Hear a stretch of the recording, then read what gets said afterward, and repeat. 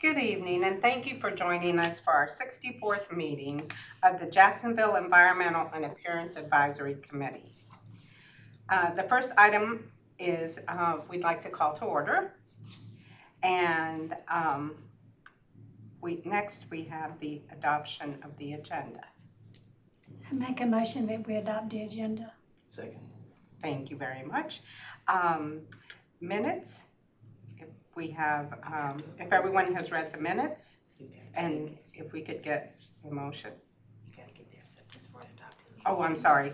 Let's vote for our adoption of the agenda. All those that agree for, please raise your hand. Thank you. Thank you. Next, we move to the minutes. If everyone has read the provided minutes, if we could have. I make a motion that we accept the minutes. A second. Thank you very much. All those in favor, please raise your hand. Thank you.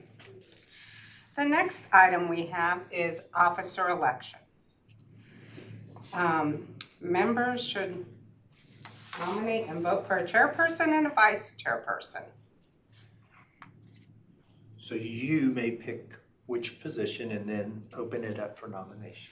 If we have any nominations for chairperson on the floor, I'd like to nominate Grace. is there any other nominations? Okay, close the nominations and I will accept. Thank you. Thank you. All Ms. in Grace, favor? take a vote. Oh, all those in favor? It's okay. Thank you. It's okay. Then I accept. Next, we have for vice chair. Are anyone interested? Does Linda have to be here to accept? No. Okay, I nominate Linda Smith Henderson for the vice chair. Any other names that would like to be? Those in favor of Linda, I would like to close the nomination. And those in favor of Linda, please raise your hand. Thank you. Linda is our new vice chair. Next, we have presentation.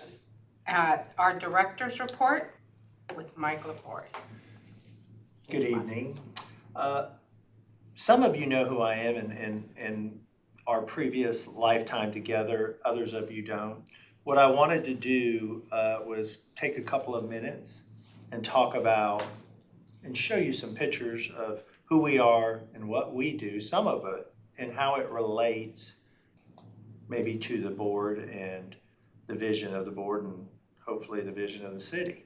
Before I do, I want to introduce a couple people. Across from me is Chelsea Hemsworth. She's our admin assistant. Chelsea just finished up her year anniversary, so she's just over a year with the city of Jacksonville. And obviously we're happy to have her, and this is all new to her, but I wanted you to know who she was. And behind me to my left is Jason Smith. Some of you are familiar with Jason. We hired Jason a little over 9 years ago. He came to us as a horticulturalist. A lot of the changes you see on the city, he's been part of that implementation. When you look at some of these choices of flowers and things like that and the landscaping, he's not done it alone by any means, but he leads a lot of that charge for us, not only as a Parks Department, as well as the city of Jacksonville. So there's a little background.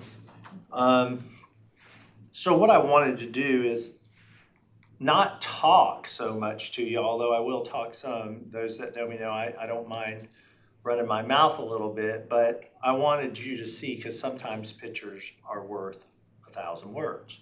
So our mission and vision for the Parks Department is that we'll offer exceptional leisure opportunities that contribute to the continuous improvement in individual health and wellness, a sense of community, stewardship of environmental beautification, and economic development. That's part of who we are. We also have some other philosophies, and I know Jason hears this and Chelsea hears it, and our staff, we try and preach it. Because we maintain not just our park system, the whole city, we actually have relationships with every department within the city. whether it's public safety through the police side or even the fire or the water departments or whatever. We maintain all of their properties, so we have relationships with them. So one of the things that we try and pride ourselves in is, along with the public, when people ask us, hey, can you help us? The easiest answer generally is always going to be no. It's very final, and and I get it. Some people, they don't want to be bothered. They're busy, and we understand that, but we're not that group. We try and say yes to people. We really do. If there's a will, there's a way. And generally, if people are asking us for help, then they probably need the help. We don't want to do it at the expense of our work, but we pride ourselves in being flexible, and we can probably help our neighbors out a little bit and make sure whatever it is they need help with, if we can do it, we're going to be able to do that. Another one, and I'm sure you're familiar with this saying, is TNT. We try to do things today, not tomorrow. I know that's dynamite for a lot of people, and it can be, but for us, we do try and pride ourselves on getting things done as soon as possible. Now, obviously, we're not perfect. We do make mistakes. Hopefully, we don't make the same mistakes more than once. We try and live, learn, and grow. When we go through some of these pictures and you see some of the landscaping, if you're not aware, we have a palette of plants that we use in the city. And within that palette, hopefully, is our identifiers. We want people who drive, walk, ride bikes past the properties that we maintain to know that's the city of Jacksonville. That is their standard. That's what it looks like. We know that's them. So we do kind of brand ourselves with that palette, whether it's shrubs and bushes to even trees. So, moving on. Any questions? And by all means, if you have any questions, this could be very interactive. Please feel free to stop me. You're not going to bother me. I would rather you do ask questions. So we have 29 full-time employees in the Parks Department. Currently, we have 11 part-time temporary employees. We try and bring our part-time staff in around the 1st of April and work them through the end of October. In a perfect world, we would have 16, 17 part-time people. Over the last 4 or 5 years, we just have not been able to achieve that goal. There's just, it's just not, the people aren't there. This year, having 11, though, has been a great benefit. The previous 2 years, we have worked with 5, 4, 6 people. That's difficult. It's very difficult. And I would say to Mr. Ray and the previous management and anybody that called, we probably know we're missing some things. We're going to get to it as soon as we can. We can't do what we do without those part-time people. I will tell you that, because they're instrumental to how we get things done. We do maintain roughly around 500 acres. It's not 50-50, but it's pretty close. 250 of that is within our park system, and the other 250 is outside of our park system. So it's pretty evenly distributed, and we work hard to try and get those items maintained. Within our staff, we've talked about Jason. He's our horticultural person. We also have 2 arborists on staff. We talked a little bit 2 months ago about that. Jason, along with David Sinclair, have their arborist certification. There's a big value to that, not just for Arbor Day, but we get phone calls from our citizens. Can you come to our house? We're not sure what's going on with this tree. Now, we're not going to go out there and work on your tree, but we are we don't mind going out there maybe and giving you some information or our opinions on what we think maybe is going good or bad within that tree. So that's a service we do provide. We also have 2 certified playground inspectors, Scott Perozzi, who's on our park side of the house, and Will Sample, who's also on our park side of the house. This is so important for us to have. This is to make sure that the playgrounds we have around the city are in safe working condition. And that's important to have. Not many people even have one of those in our state, and we have 2. That's a feather in our cap, and especially a feather in Scott and Wilson's cap, that we have those people that are we're willing to put the time and effort in to get those certifications. How are you, sir? I'm all right, sir. All right. Obviously, this is one of our gateways, 17 South, I believe. These are what our old gateways look like, and I don't believe our slide show has our current new standard of gateways, which I'm sure you've seen. If you've not, on Country Club Road where Piney Green is, as well as on Empire on Highway 17. And hopefully we'll continue to make those strides with help from other departments in the state and creating a better entrance look into the city. This is a great look, and we do our best to make that look like it does. But those other signs are really, they're speak pieces, make no mistake, they look nice.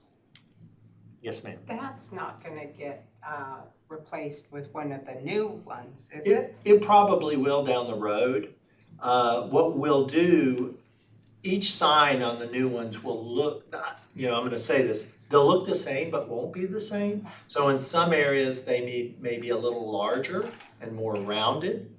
It will depend basically on the size of the lot we have Exactly, available and the yes, space yes. that's available. We don't want it to overwhelm the property. That's not something we're interested in. So when we get to those next areas, whether it's 17 South, whether it's Lejeune Boulevard, or whether it's Gun Branch, and Gun Branch is a good example, very tight space there. Right. That's a very tight space. We may have to even potentially look at another space if we're going to do something different. I'm not saying we are, but I'm sure will be a topic of that conversation when we get into those areas. Because we want to put them in the right spots. Wherever the right spots are, we want to put them in there, okay? But it's a great question, Ms. Grace. Obviously, this is the Freedom Fountain. The flowers, we do all the landscaping and maintenance around there. We don't really handle the fountain part of it. That's another group that does that. We're not the water people. But we do the plantings that you can see and the shrubbery work around it. And we do have some expertise in what we call hardscaping. And that is the pavers, and a little bit further down, you can see some islands that are built right out here that have some block walls in them. That's us. If you've ever been to our splash pads, there are some block walls there around the splash pads. A lot of the public uses them to sit on. We built those. Our staff built those. We didn't have to contract out. That's a huge saving to the city. It's a huge savings when you're only buying materials. Once again, this is across from the gateway and the little it's not the traditional triangle area, but the little triangle island if you were coming off of Old Bridge Street and back onto 17. That's that area. That area had been a challenge for us for years, and we've kind of dressed it up a little bit, gave a little bit better line of sight, and created a nice look there.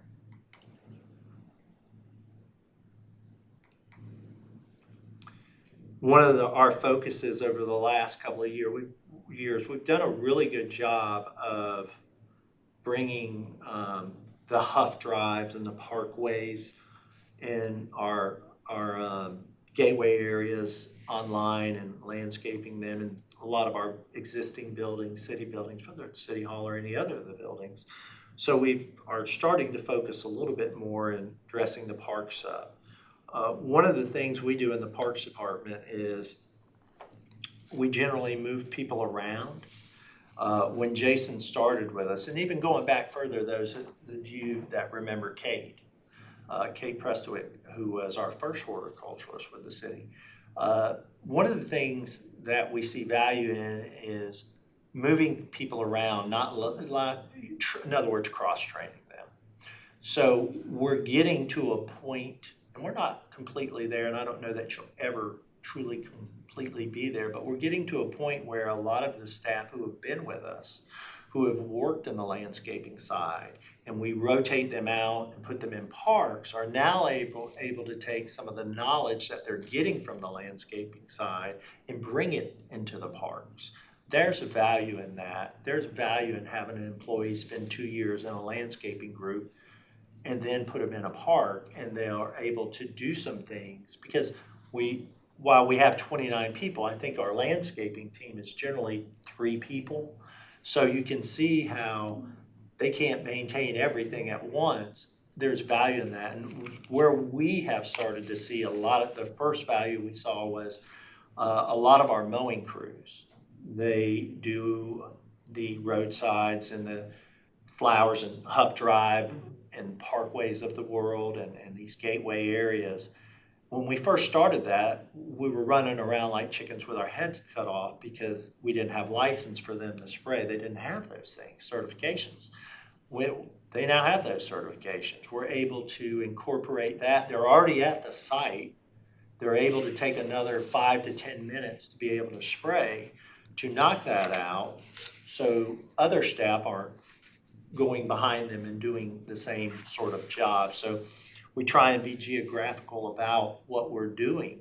I will talk real quickly about spraying in North Carolina, and I hope I don't get this wrong, Jason. If I do, feel free to step in. When you have your certification to spray, I could have my license and the whole staff could spray under my license. That's not against the law. I would have to be generally on site for them to do that. We don't allow that though. We want, we want to be responsible in what we do. It's too easy to turn our heads if we let somebody that doesn't have a license spray for us. Too many bad things can happen to the environment, to our public, to the person. We don't allow that. You have to have your certification to be able to spray for us. Does it make us at times a little less efficient? It could. But does it make us a little better from a safety perspective and from an environmental perspective? Absolutely. And I think that carries a little bit more weight, and that's big to us. Any questions? This was something that we built about a year and a half ago. If you've ever been down to LP Willingham Park, we put this in. And again, Mike Mumford and David Sinclair, am I right? That's who led this. We built this from scratch, put this in. It's a nice look in that park. If you were at National Night Out the other night, I was really proud. The park, what a great event, first of all. But from a park perspective, I'm not sure the park hasn't looked better than what it looked that night. From an overall view, the plants were doing well. Our grass looked good. Usually, being honest with you, the plants might look good, but the grass maybe doesn't look so good, or vice versa. We had a pretty good look that night, and I think that was great. When you have a crowd, we don't get an opportunity very often to see our public close up when there's 8,000 to 10,000 people at one time, and that's a great time to showcase that sort of thing, so they see where their tax dollars are going and what we're doing. Yeah, and here's other pictures of the garden area. If you haven't had the opportunity, it is a really nice area down there. The whole park is beautiful, but this will stick out to you if you go down there. This was the area right across the street. So there was an area on, help me with the street, Bayshore, that's literally, if you walked out, some people call it the front side, the New Bridge side of City Hall, you could actually see this with your eye, and a lot of water used to stand in there, and it was just kind of looked a little lost. And so we went over there and created a different type of space over there that makes it look a little bit better than a pond that maybe mosquitoes will hang out in. And it didn't take us a whole lot, but we worked with Pat and we worked with some other groups, and we said, we can probably do a little better for this space, and we were able to do that. If you're not aware, this is a big deal for us. We do the Christmas decorations around the city. And I think last meeting I shared with you that we put up around 250 pole ornaments around the city of Jacksonville. If you go from work to home and you see 15 of them that's great, but that's not all we're doing. We're all over the city. It is a 2-week process for us to put these up. It is at least a week and a half for us to take them down. That's if we have good weather and everything's working the way it's supposed to. We generally have to start putting them up, if not right at the end of October. You know, if we're getting past that, we're probably going to run into some trouble. We like to have them up before any parades are going around the city, and obviously we want the Christmas look. Our marquee park, even though we've added some things to the commons over the last year, our marquee park obviously is Riverwalk. If you've never been down there, if you've never had that opportunity, feel free to do that. If you're not aware, Susan has Winterfest down there. It's the first Saturday in December. It's a free event that council was kind enough to authorize for our public. We have that's the one with all the snow we have down there, and we have slides and ice skating and all those sorts of things that remind us of holiday season as well as winter. And it's a great day, and it's a very affordable day for our public. It's also where our city's Christmas tree is. If you were wondering, we purchase our Christmas tree from the mountains of North Carolina. Generally, Jason picks it out sometime around now. Monday, I got to call Monday. So we have to literally pick the tree out, and then we go and get it. He generally goes the week before or the weekend of Thanksgiving, and it's a full day trip. And they cut the tree down when we get there, and we load it up, and we bring her back. And then the following week we put it up and then do the decorations. If you haven't ever been down to Riverwalk, I would encourage you to do that. It's quite a sight. This is Jacksonville, North Carolina. Wow. Look at that. Yeah. That's Jacksonville. That's Jack Amiette ball field. Wow. That's pretty impressive. It is. We should all be proud of that. The city of Jacksonville should be proud of that.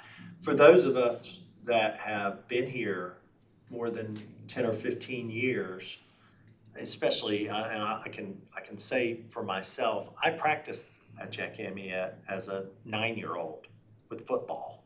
It did not look like that. We're very proud of the standard of our fields and what they look like. We'd like to think that all of our competitive fields, and our competitive fields are Jack Amiette and the fields at the Commons, that those all look the same. We take that serious. Why not Jacksonville? Why not? And as we go through these slides, you're going to see, these fields are beautiful. We're going to see the work that the park staff, and I've said this before, and it is what it is, and I'm going to say it again. We have the best staff in North Carolina. The park staff, they are awesome. The talent we have on our staff is amazing. It truly is. We have wonderful buy-in. They actually care about what they're doing. They want the city to look good. They want to do well. We have great buy-in, and it's important to them. When we put Christmas decorations, and we have staff members riding around at night to make sure on their own that things are looking the way they're supposed to look, that speaks volumes. That speaks volumes. It really does, and I'm proud of that. And I think it's important for me to say that to you. You need to know that they're bought into who, it starts with our council's vision, management, and it just filters down to us, and we're doing the right things. I think it's working. It's working. But one of the things I want to tell you, you see Jacksonville Commons, Rotary Field 2. We don't have the drone shots of this, but one of the nice things I can tell you about is 2 weeks ago, I believe it was 2 weeks ago, we hosted a youth baseball tournament from teams across the state. So our athletics department won a bid and had 8 or 9 teams come from all over North Carolina to play in this tournament. And the first words as the kids and the parents, as they're walking down the sidewalks to our fields, are what? Wow, we don't have this. We don't have anything like this. That's awesome for Jacksonville. They can take that back to their communities. I love the idea that parents and kids are using Jacksonville as a standard. That's a good thing. It takes us a little work to do this, but in the big picture, once we get it to where it is, it's really somewhat routine maintenance after that. You know, it's not like we're out there every day for 9 hours a day doing this. We're good at what we do. These guys, they're good at what they do. We should all be proud of that. So that was just some pictures, obviously, of some of what we did. I probably had another 30 or more that was cut down to that because I could, obviously I could do this all night. But I wanted those of you that don't know who we are to kind of have a sense of who we are and what we do within the city of Jacksonville. You're seeing some of it. It's not everything by any means. Things like, we're very much a support group. Things like National Night Out. It's a public safety event, but we're the ones that set it up. You know, we're down there all day the day before, getting the tents right, putting the tables out. When the event's over, we're the ones cleaning it up. It's okay, it's who we are. It is what we do. That's our job. Some of the things that are coming up that we're going to be involved in is there's going to be a new pump station, and maybe Wally had talked to y'all about this in previous meetings, that they're going to put on Ellis Boulevard in the summer of this year. And we'll probably do the landscaping for that. I'm sure we will. One of the things that has been beneficial to us as well, I think the city, is we used to do a lot of building that where when projects would go out for bid, they would include the landscaping in it. And sometimes we still do that as a city, but a lot of times we try and get involved, and if we feel like we can do it, we would much rather be the installer. Why? Because if something is going to be wrong with the site, we're going to know that from the beginning. And it makes it a lot easier on us when maybe a particular plant isn't doing well, or shrub or whatever. We're going to know probably why and be able to remedy it a lot quicker than if we're coming in after the fact. You know, it gives us a little bit more intimate relationship. And so we're going to work with that. We're going to work, obviously, I know Dr. Washington was talking about Fire Station 4. It is on the move. Make no mistake. It is. If you haven't been by there, it's going up and it's happening. We'll do the landscaping over there, no different than we have done at public safety in the past, as well as the other fire stations. We're going to change some of the, if you haven't noticed, one of the changes we did at Jack Amyette, we used to have a split rail fence up there. And we decided when we opened Jack Amyette, we put the white vinyl fence up there. We thought it gave it a little bit better look. As I looked at the commons, we have split rail fence, and split rail fence is wonderful, but it's just a way for us to give an older building in the commons. It is a little bit of an older building. It's not new anymore. It's almost 30 years, it's 28 years old. We're going to take the split rail down and put the white vinyl up and maybe dress it up a little bit and give it a different look and maybe add some years to it. We're going to do that at the Commons, and we're excited about that. And we're also going to do it at Wilson Bay. We already have a white fence up, but we're going to run one down. I believe it's the left side of the park if you're in the parking lot. Wilson Bay, what I always refer to as somewhat of the hidden gem in Jacksonville. What a wonderful park. If you've never been there, you'd be surprised how many people do go there every day. It is a crowded park, and it's an awesome park. People get married at the gazebo. People get married at a gazebo, well said.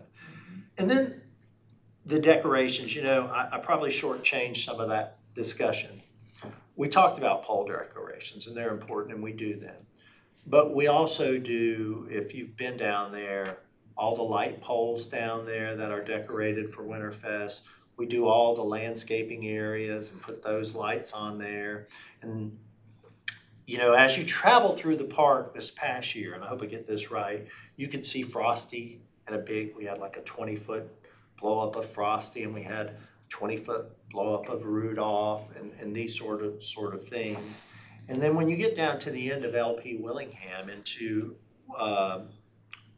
the side that's not within the park, we really do, where the Christmas tree is, we do the other decorations, and our balls, we call them our festival balls we put out there. We do the packages out there.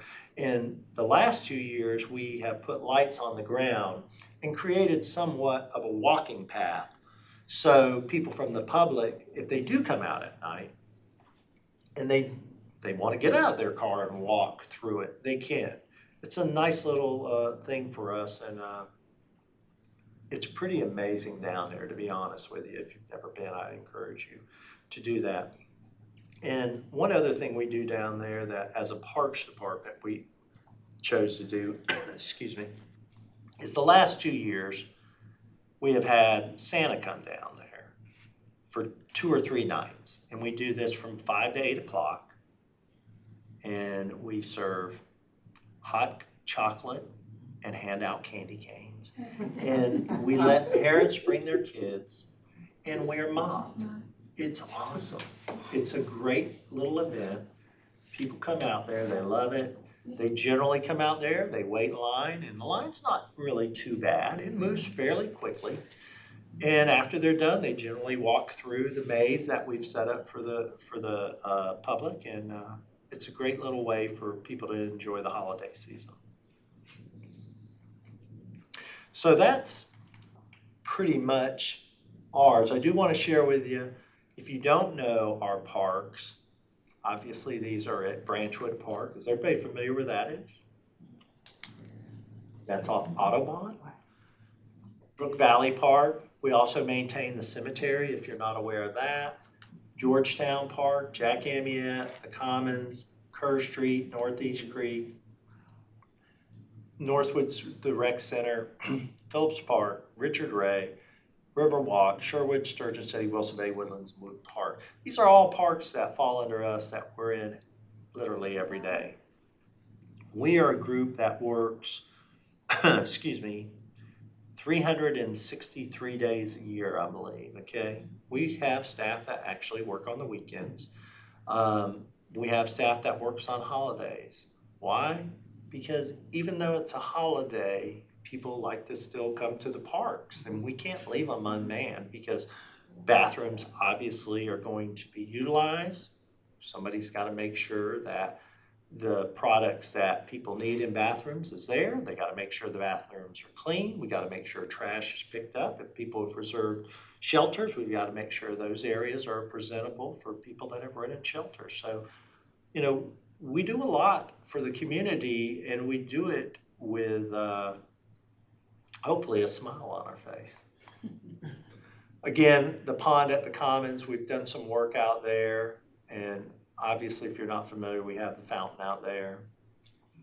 Northeast Creek Playground, if you're not familiar with that playground, that is our inclusive playground in Northeast Creek. And one of the great things about Northeast Creek's playground side of the park is that we see our public, especially during the summer, they're on the playground, the kids are on the playground for 20 minutes, and then where do they go? Splash pad. They go right over to the splash pad. There's 25 minutes over there, they're back over there. So what a great thing, you know, 2 amenities in one, and we see a lot of popularity out at Northeast Creek, and I think that's probably because of that, because they're most of the items are right accessible to parents and kids, and you can have one child on one area and one child on another, yet you can stand right there and keep an eye on both of them. I do have a question. Yes, ma'am. Concerning Wilson Bay Park. The parking there is very limited. Yes. So if the parking lot is full, are attendees allowed to park on the streets as long as they don't block someone's driveway? So I can't answer that, but I do believe that there are no parking signs Okay. on the streets around there. So what we do as a department, you know, All of our parks are open to the public. Okay. At any given time, you can go to the park. You're not required to call us and tell us you want to come to our, we don't want you to. That's what they're there for.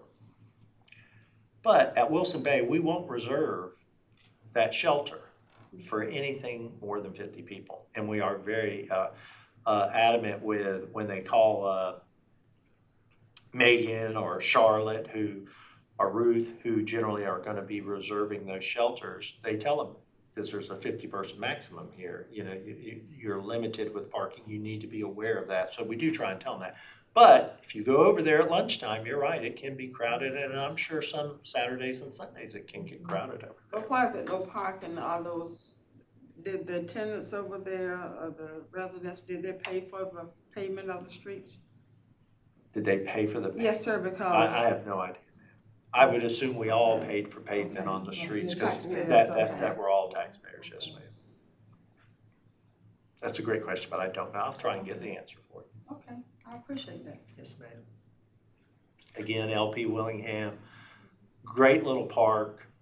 Obviously a continuation of Riverwalk, honoring Mrs. Willingham and just a great spot. Oh, yeah. So that's my report. I just, again, felt it was important to walk y'all through to give you a sense of who we are and what it is we do. I didn't- Beautiful. We appreciate Well, all the hard listen, work. I'm serious when I say it, and people can say whatever they want. We have a great staff, and without them, this doesn't get done. We're lucky. Question on the coming back to the Environmental and Appearance Committee. Is that under Parks? Is it back under, or is it under now? Is what happened before? So it was under Parks and I don't know, maybe up until about 2011 or 12. Yes. It hadn't always, I don't think, been under Parks, but it had moved from a former department called Buildings and Grounds and Landscaping. It came under Parks when the city had changed the way it did its business, moved some departments around, did some consolidating. In about 11 or 12, the city decided to move it under the assistant city manager at the time, Mr. Hargett, which was, they took it and ran with it. When he left, I'm not exactly sure what year it was. You guys might be a little better versed on that, but somewhere probably about 3 or 4, maybe even 5 years ago after Mr. Hargett left, I think they tried to keep it in that area, but then realized it was probably better served, and they put it under public services. And I think Mr. Ray's here now, and I think he sees value in it being under us, and now it's under us. That's under, who determines that? The city council or? I think the manager determines that. I'm not 100%, but I think, yeah, Okay.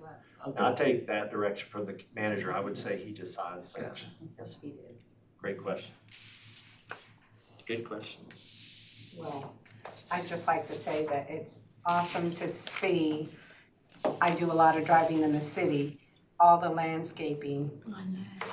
as I drive through the city. It's beautiful. And It sure so is. I see the gentlemen in the mornings sometimes already starting to do their jobs, leaving the commons, and they're always very, very nice and, pleasant and everything, so. Ms. Grace, I'm gonna say this, and I don't know that I've ever said it on camera, but, I've been with the city for a couple of days, and I've always been on the recreation and park side of things, and when we built the commons, that was amazing. It really was. I never dreamed that Jacksonville would have anything like the commons. I never. The idea that we have 400 acres that we're gonna develop is amazing. It's just, it's, but I think the day I leave here, what I'll probably be most proud of, and I'm proud as all of those 2 items I just said, is the look of Jacksonville is different today. Yes, it is. As somebody who grew up here, it looks different. I'm not saying we're done. I'm not saying it can't look better. But Jacksonville looks a little different today, and I'll probably be most proud of that. I mean, we have a different look here today, and we're proud of that, all of us.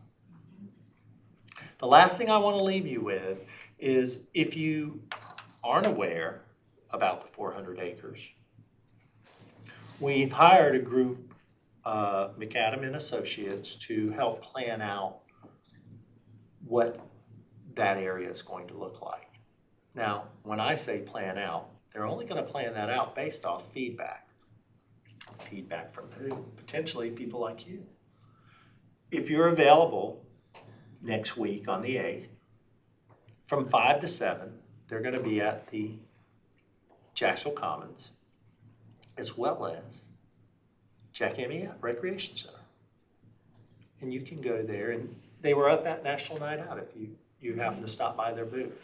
And they want to hear what you're looking for, what you like about what we have, maybe what you think we need. We really, as a city, want the public to drive the needs moving forward. We don't want to shove something down somebody's throat, what we think is a good idea.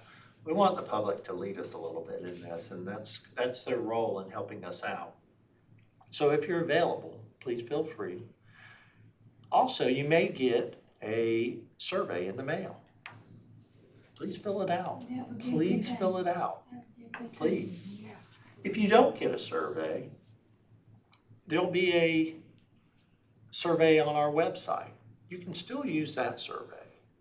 But definitely, if you get the one in the mail, we would appreciate it if you filled it out and got it back to us.